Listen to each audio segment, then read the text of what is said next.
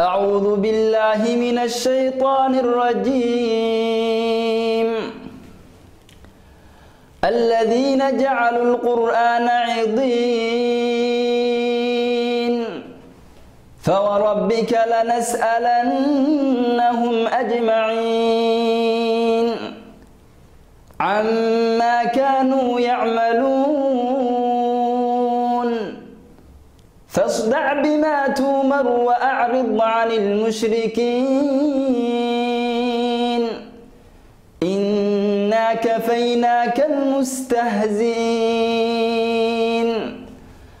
الذين يجعلون مع الله إلها آخر فسوف يعلمون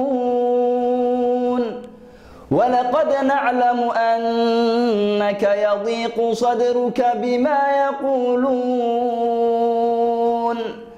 فسبح بحمد ربك وكن من الساجدين